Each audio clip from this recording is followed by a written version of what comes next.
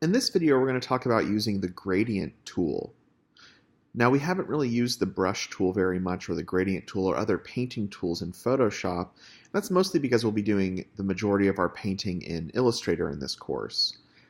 But the gradient tool in Photoshop is particularly useful for us at this point because we can modify layer masks to create some really nice smooth effects, such as overlaying transitions, or having things fade from one side to another side, or creating vignette effects, and all these different things can be done with the gradient tool. So I'm not going to go too in-depth with how to use the gradient tool to paint, but more so how to use it to modify masks. So on the left-hand side of the screen we have our toolbar. We've already covered some of the selection tools and cropping tools and things like that. And down here we have the gradient tool. You can also access it by hitting G on your keyboard, and it should access the gradient tool. Now I'm going to make a new layer. To make a new layer, I could either go Layer, New, Layer. I could do Shift Command N or Shift Control N. Or in the bottom right-hand corner, I can click this little new page down here. It's right next to the trash can. It says Create New Layer. I'll click that, and I have a new layer. I'm going to go ahead and name this Gradient Layer. And we always want to do our painting or modifications on a new layer in Photoshop, right? We're being non-destructive.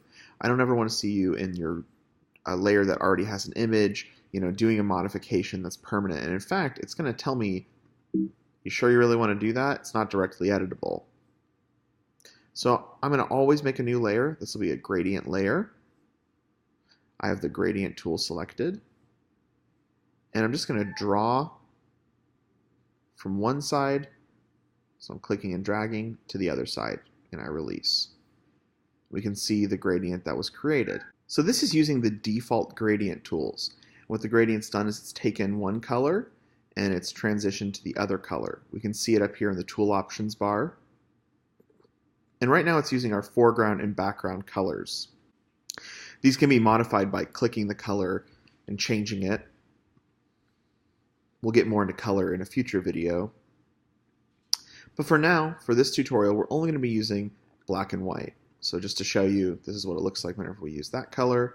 Let's switch to black and white. We're going to switch to black and white by hitting D on the keyboard. D means default, and it switches you to the default colors. Okay. Now something else to know whenever using the gradient tool, a very helpful keyboard shortcut is X.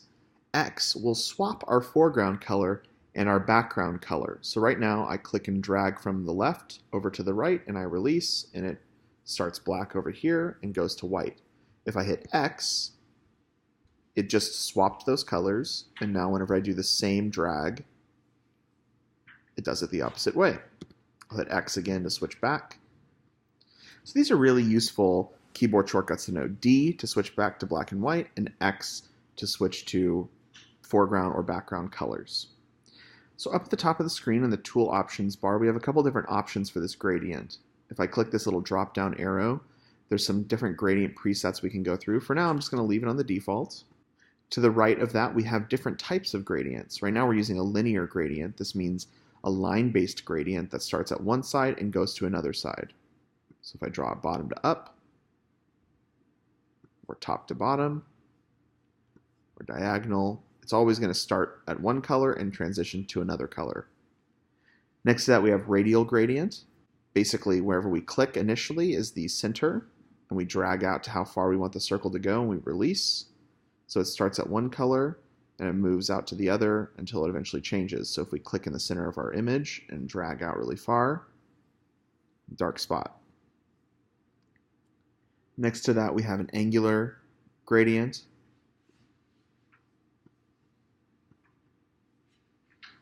And then we have a reflected gradient. This is another very useful one. Wherever we start is the midpoint, and wherever we release is the final point of this kind of lightsaber bar that gets drawn. And then finally we have a diamond gradient. Wherever we click initially is the middle point, and whenever we drag out to is the end point of one of the points of the diamond. So if I drag straight up, I drag diagonally. This can be really useful, especially on the edges. So I'm going to go ahead and go back to my linear gradient. So you may be asking yourself, well, why are we learning this gradient tool right now, especially if we're not doing any imagery with it? Well, we're going to be using this gradient tool on our layer masks to create some really nice transitional effects. I'm going to go ahead and delete this layer.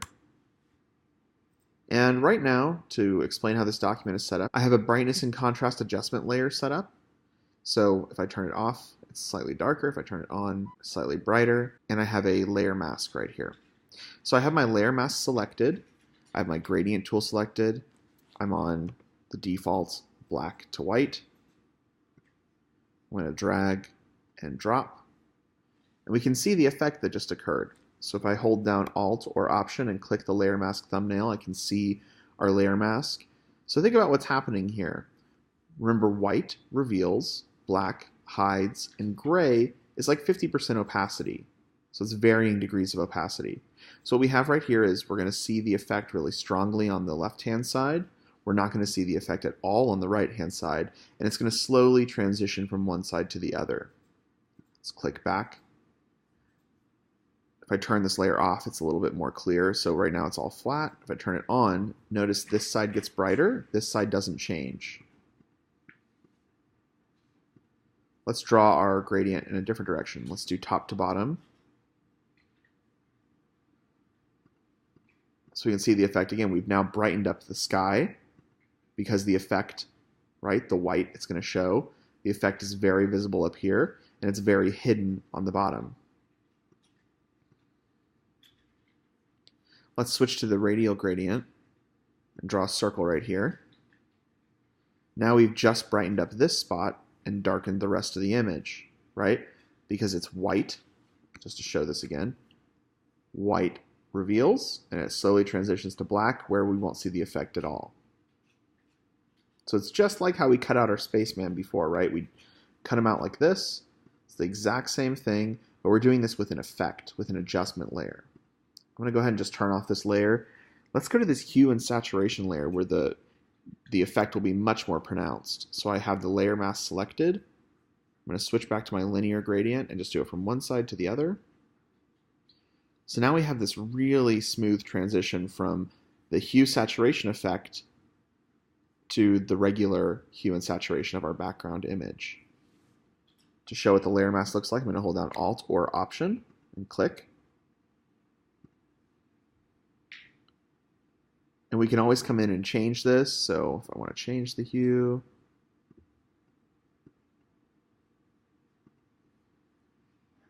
I'm going to click back on my layer mask, and this time I'll switch to the radial gradient again.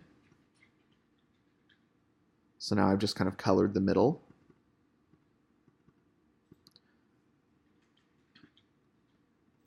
Switch it back over.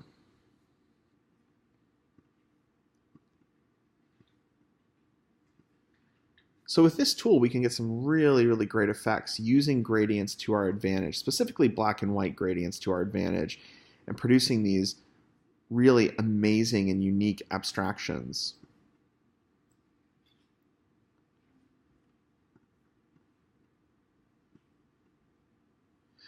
Just to quickly go over a few other gradient types that might be useful, this one is a series of black bars, transparent stripes.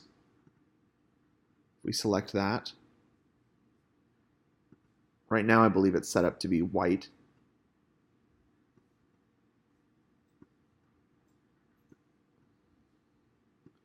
But note the effect, right?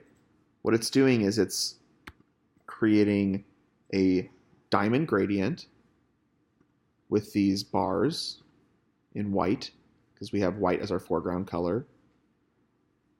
And we're painting them over each other to produce this really, really unique effect. Now I'm going to cover something else, and this is how do we get rid of this? How do we revert this back? One of the simplest ways is to do a fill. Fill it very simply. You can hold down Shift and press Backspace or Delete on your keyboard. I'll ask you to fill. You just tell it to fill in white or black. In this case, we want it all to be white. Say OK. And now we're back to normal, back to square one. I'm going to hit X and switch it so that I'm now drawing black bars. And I'm going to select a different type of gradient. Let's do a linear gradient. I have this interesting stripe effect happening. I'm going to undo that. Let's switch to this little bar gradient.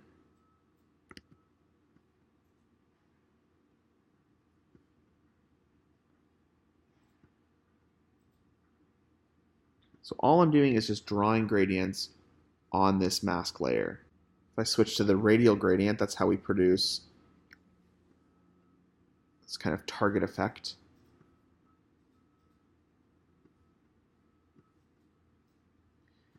So try playing around with some of these different options in here. Get some really nice effects.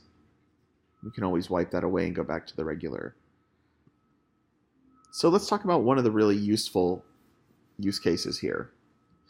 Let's say I have this brightness and contrast applied, and all I want to do is brighten up this spaceman right here. I have my default layer mask. Let's say I have this really intense brightness setting. But what I want to really do is kind of create like a brighter area down here and a darker area up here. So I could select that layer mask, and using this gradient tool, let's pick the radial gradient. I think that'd be the most useful. And I'm on black to white. You can see what it's doing. It's kind of shading. So here's what the mask looks like. It's kind of shading that area. So it's removing the effect from that area and only applying it to the white areas. So this is how we could create artificial sunlight, create color shifts like we've been playing around with in the hue and saturation layer. Gradients and masks are just a really powerful tool. I'd highly recommend playing around with these for a good amount of time and seeing what kind of cool results you can come up with.